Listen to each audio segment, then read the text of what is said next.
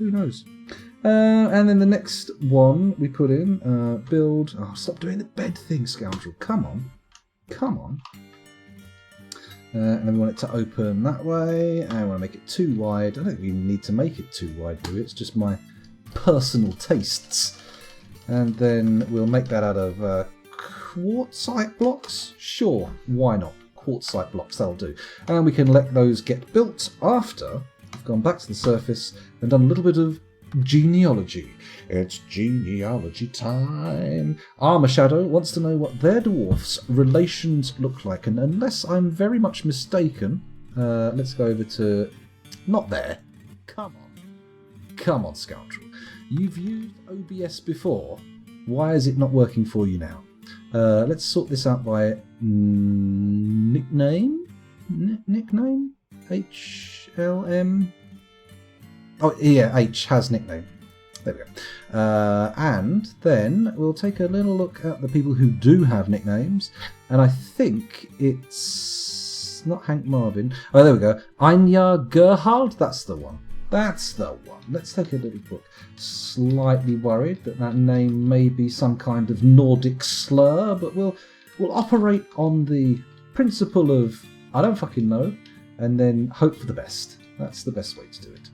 Where have we got? Anja.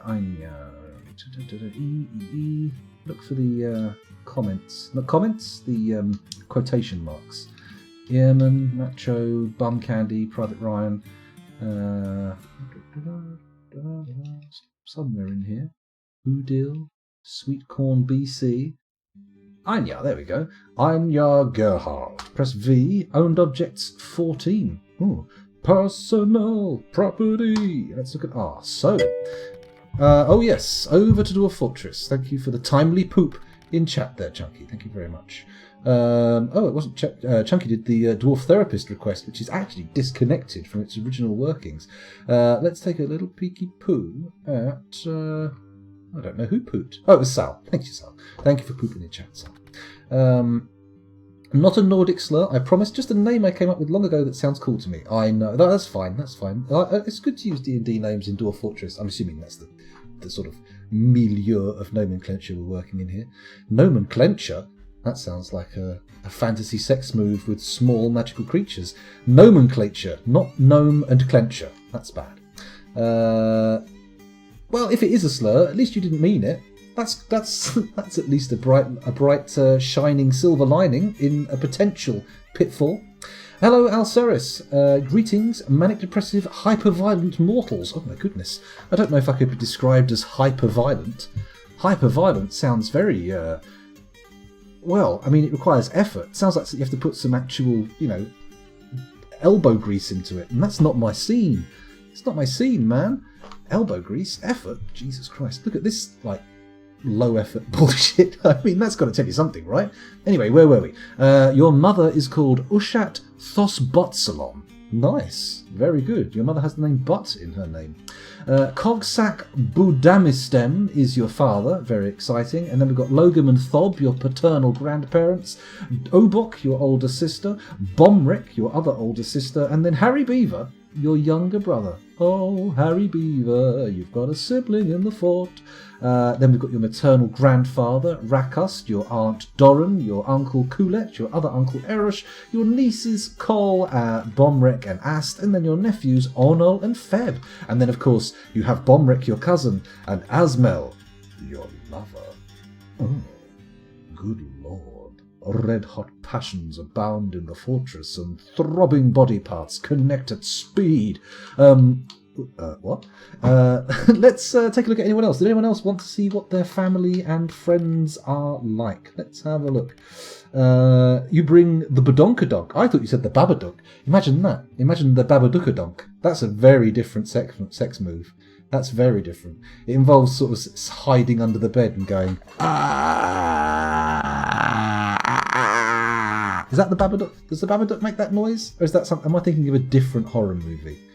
Maybe it involves bringing yourself to climax using a mysterious and terrifying children's book. It's slightly more mundane, but it could work. It could work as the Badunkadonk.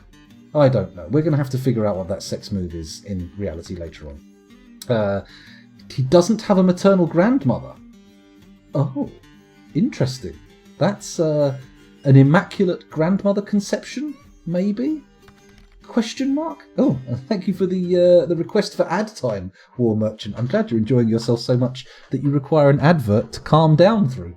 Good. I will probably, maybe play one. If I was going to play ads, I would have done it during the break, wouldn't I? But I completely forgot.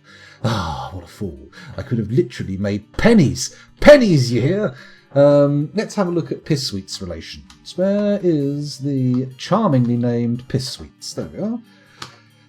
14 owned objects. Oh, exciting. You are married to the mayor.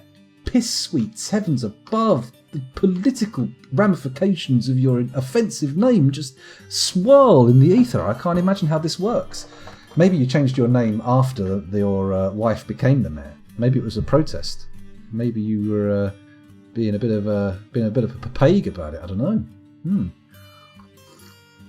Mama Monom and Father Shesat, very exciting. Paternal grandparents, very nice. Ast and Shorast, are they not the same paternal grandparents as the previous one? Can't be. Younger brothers Rith, Ushat and Tirist, and then of course your maternal grandfather, again, Aid. This is interesting. Nobody seems to have maternal grandmothers.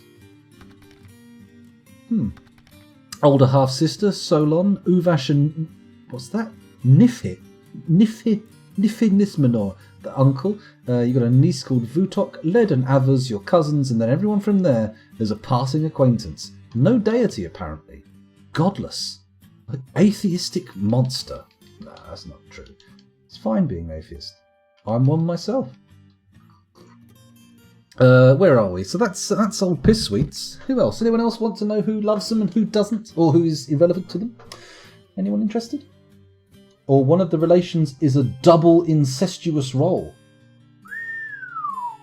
I'm your grandmother and your sister. That's some intergenerational shenanigans. That's some genetic chicanery. I'm not sure we want dual duty grandparents. That sounds a little bit worrying, especially in terms of disease and problems. Dwarven incest seems to be pretty common in Dwarf Fortress. Does it, Dragonmen? Does it really? I didn't realise it was so common.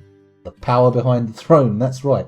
While old the mayor's out there banging their ring on the table, like, what's his name? Old sex pest, what's his name? K-Pax? Shit, I've forgotten his name. Sex pest, we'll call him sex pest K-Pax. While he's out there banging his ring on the table, they're back in the background doing piss sweet deals. That's what they're doing. Relations of the Biter. Now this is going to be a long frickin' list, so let's check it out. Is Hank Marvin in the list as Hank Marvin? Or, they are, look, here we go. They're a militia captain. Oh, of course they're a militia captain. I put them in a military so we could actually position them where we need them. Very clever. Very powerful move, scoundrel. Well done. You are a skilled Dwarf Fortress player. Thank you. Why don't you also wank yourself off if you're going to be so self-complimentary? Oh, what now? I'm live on the internet. That's disgusting. Anyway, where were we? Aslot, the only daughter. Exciting. Then you've got the mother and father, Monom and Shem. They seem very common names for mothers and fathers. The paternal grandmother and grandfather, Eshtan Olon, older brother, Mesthos, and Odon, the older sister. And here's a maternal grandmother. Yet, in this scenario, we have it reversed. No maternal grandfather. Interesting. That's Tholtig, excuse me. Geshud, the older half-brother, and then a slew of aunties. Tholtig, Godun, Ingish, Athel, Adil, Kulet, and Godun. And Olin again. 2 Olins. Sorry, that's an Adil. I got it wrong. Adil. Do you reckon she sings that Chasing Pavements songs? Just keep chasing pavements. You got Uncle Thicot, Errol, Dobar, Silob, Law, Rigoth, Stodir, Toulon, Kogan. And then nieces Uzol, Ingiz, Irith, Likot, Dus... Oh, that's cousin, sorry. Nephew Likot, cousin Dusim, cousin Id. Jesus Christ, what is this family? It's like the... Oh, you're a vampire. Okay, you've got a lot of potential life. Okay, that's good. Lots of cousins. What about your god? Anan Gosma. Anan... And Tikbo Hanadjumsa. Interesting. Interesting. Okay, so you've got 2 deities. Huh. Okay. And then a former apprentice, a long-term acquaintance, Amxu Dostun Gosnpoz... Amxu Dostun Gospososm. Okay, that's not a particularly easily pronounced name, but it's good. It's good. You've got a long-term acquaintance. It's the first one of those I've seen. And then probably more passing acquaintances than we can actually read out. Not probably. Definitely. Pretty much everybody in the fortress. They do like to schmooze, don't they? Vampires very much in the schmoozing clique. That's what they do. That's what they do. Fecund with aunties. Fortunately, Dwarf Fortress doesn't model genetic disorders as far as I'm aware. Well, Alcerus, that's a blessing that we can all be glad for, I think. Because otherwise we're going to get a lot of 6-fingered dwarves. Or, I suppose, you might end up with what's it called? What's the film? Total Recall tri-boobed mutant. That's possible, right? Is it? I don't know. Where are we going? Must be a recent vampire if their grandparents are still alive. Or their grandparents are also vampires. Can we view the deities? That's not a bad idea, Druidsmead. We'll do a run through the deities of the fortress in a moment. Let's just check to see nobody's asking for... Amxu is a goblin name. Ah, interesting. A Joffrey. Oh my god, we don't want a Joffrey in the fort. Quickly, get one of the dwarves to poison him, even though that's not canon in that universe.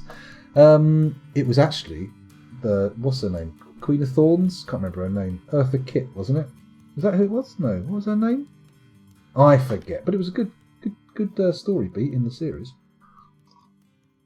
Description of the biter and Einjar and piss. Now the thing about we'll have a little look at their descriptions. But the thing about dwarven descriptions is, although they are varied, I find them not that informative. A little bit bland.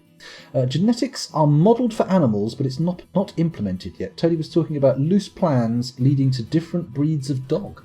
Oh, exciting. Very exciting. So, a little look at the appearances then. So, first we'll look at Hank Marvin, our vampire. Let's see if they're a suave-looking Lestat character, or if they're some kind of bald, blonde-fingered Nosferatu kind of person. Let's have a little look. View unit. And enter thoughts and preferences. Is that how it goes? No. You should always tell the truth.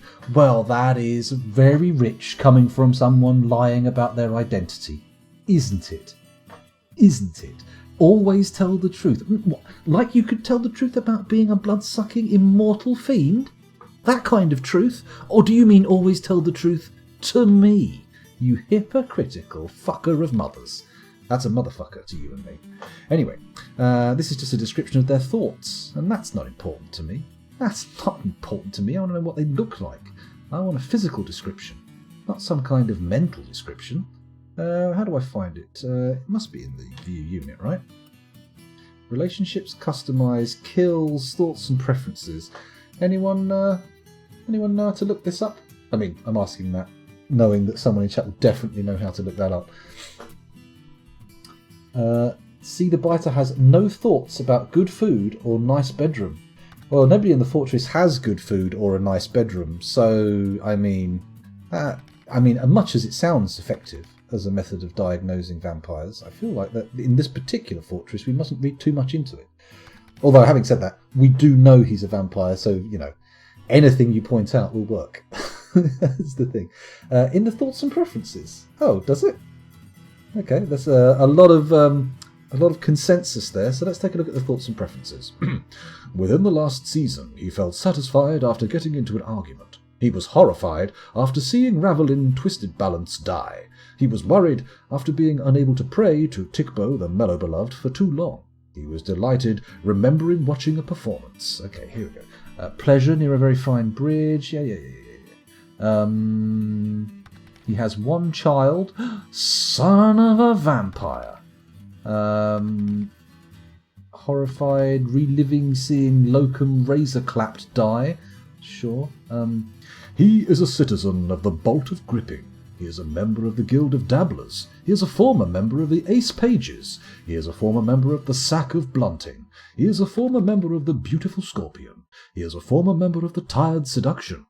I've been there. He is a former member of the Wise Curse. He is a former member of the Plague of Calls. He is the former member of the Group of Ears. He is a former member of the Coven of Smiles. He is a former prisoner of the Triad Seduction. Oh, okay. He is the militia captain of the Guild of Dabblers. He is the former building administrator of the Group of Ears. He arrived at Momuz Dorad on the 28th of Granite in the year 502.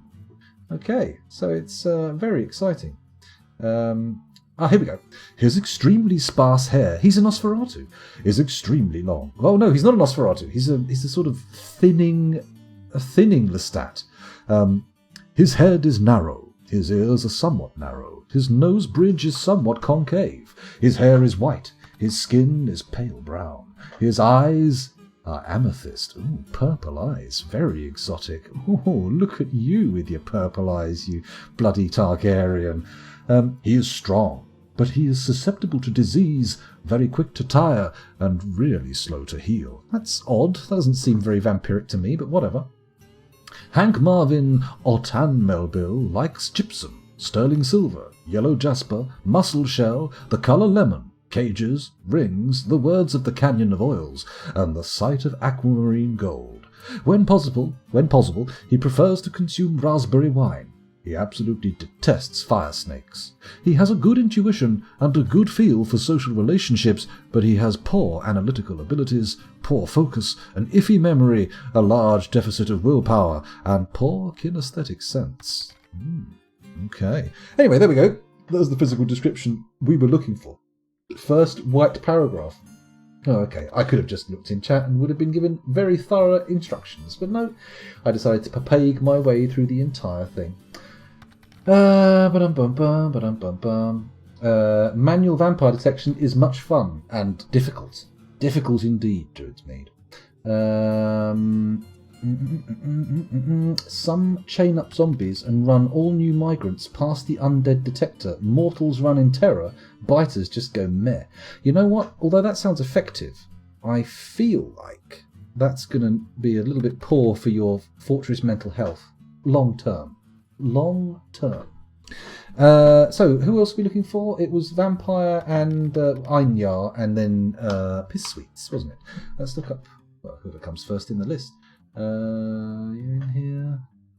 Arctrecht, I don't know, Dr. Phineas. Bomb Candy. The Pope. Dave. Telia. Can I do page up, page down? Oh, thank God for that, I can. There we go. Oh, no. Apparently that didn't work. There we go.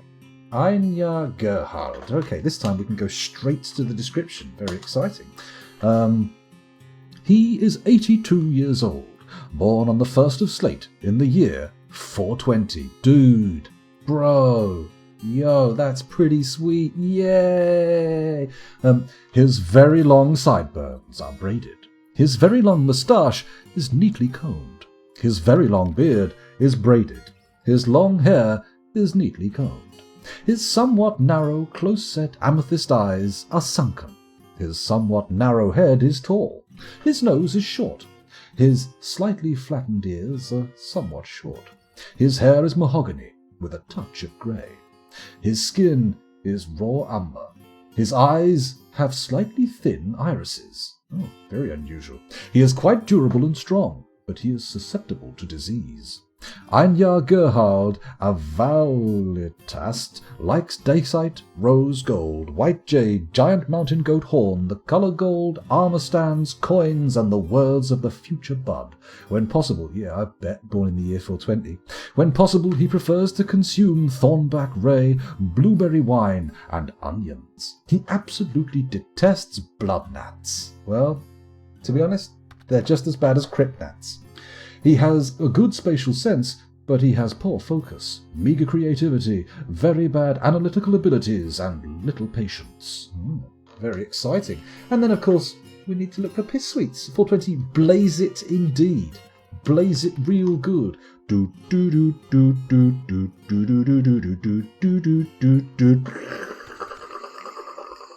Anyway, where were we before we got thoroughly distracted by the idea of a weed-smoking dwarf? Let's have a little look. Where's Piss Sweets? Anyone see Piss Sweets flashing away? Someone did mention searching, didn't they? Is it Q? P-I-S-S. Piss Sweets. There we go. V to view, enter for their description, and he is 130 years old, born on the 11th of Sandstone in the year 372.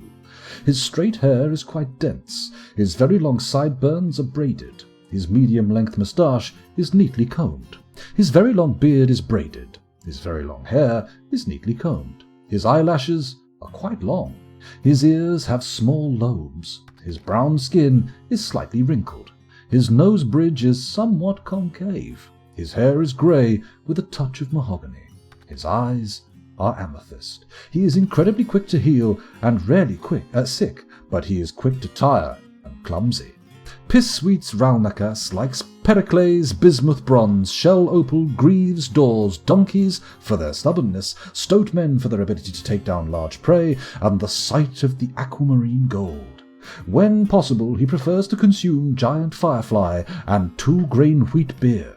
He absolutely detests moon snails.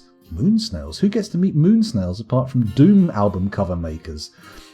He has great analytical abilities, great creativity, a natural inclination towards language, and the ability to focus. Well, good old laser boy. Piss Sweets. Look at that. Well, we've looked at our 3 dwarves very closely. We've looked at their relationships, we've looked at their friendships, we've looked at their physical appearance, and now I think it's time to do some trade. If you choose your Baron carefully, they can be slightly useful. Choose badly, and they're a nightmare. And you'll know that I, Baron Vladimir Harkonnen. Everyone remembers that bit from the Dune soundtrack, right? Oh, the tea's cooled perfectly. Oh, yes. Oh, heady gulps. Very nice. Let's send Sal up to the trading zone and see what we can end up with. I'm pretty sure they're going to bring a shitload of spiked balls up here, so there's no point telling them to bring anything else.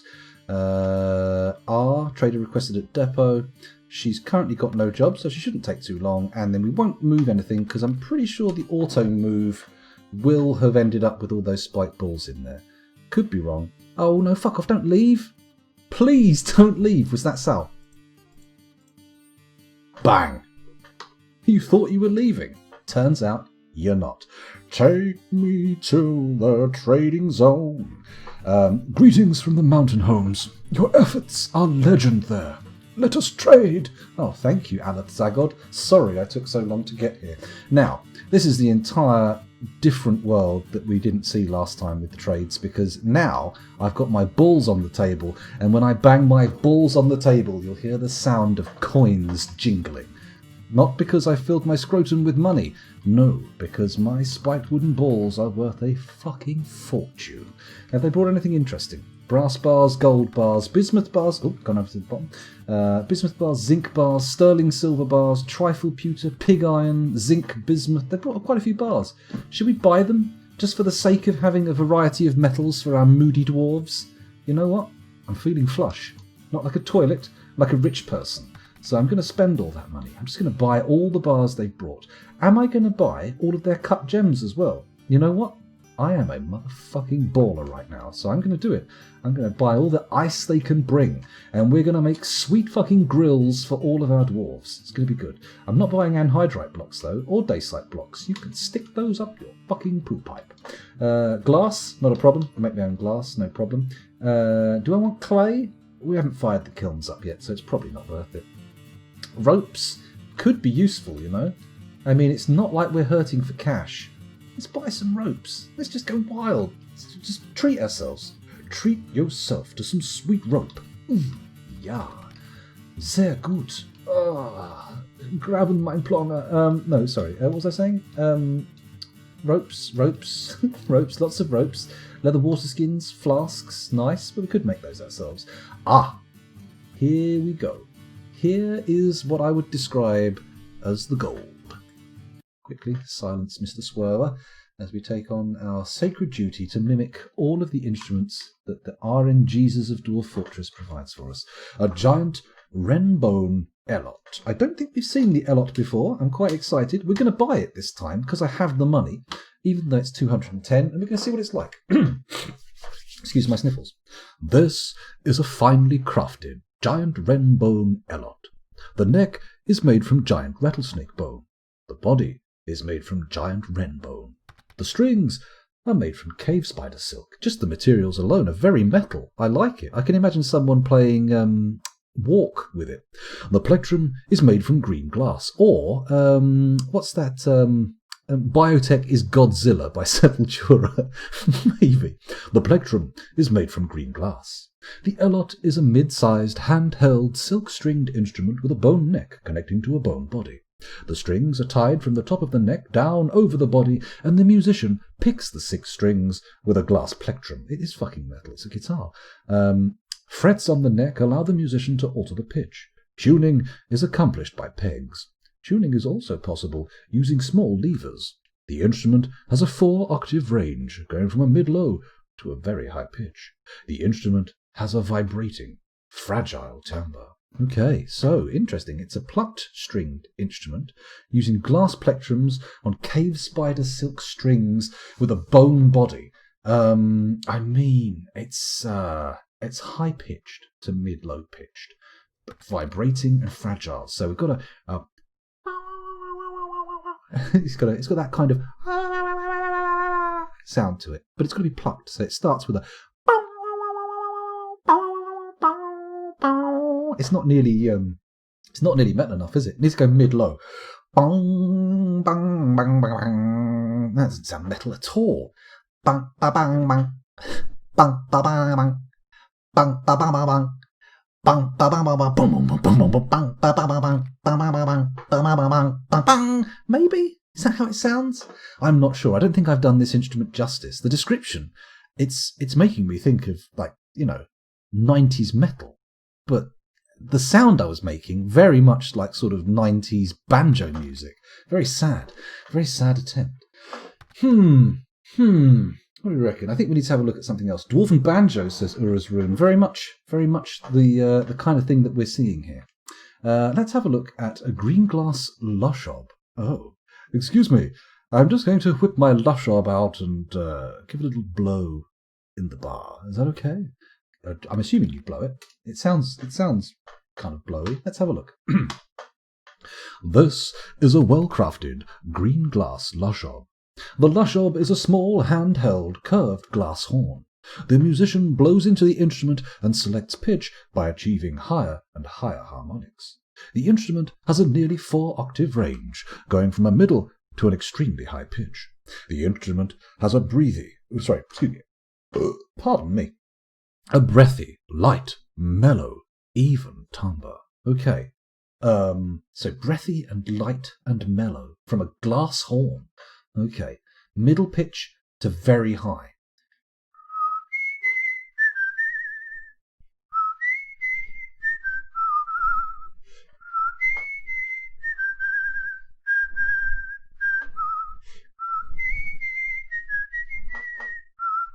Maybe? No, I don't think so. Why would they choose that? That's clearly just whistling. It's not even attempting to be breathy, light, or mellow. It's not even either.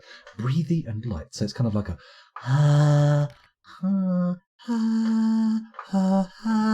Okay, let's try something with the pitch shifter. Let's give the pitch shifter a bit of a workout. What can we do? It's not going to want to be. We're not going to be using this low note. Let's go with a plus 6. No, I'm going to go with a plus 2. And we're going to go.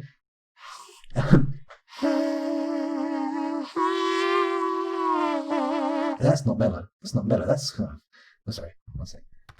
That's not mellow. That's kind of ominous. What's mellow? Breathy, light, and mellow. Something.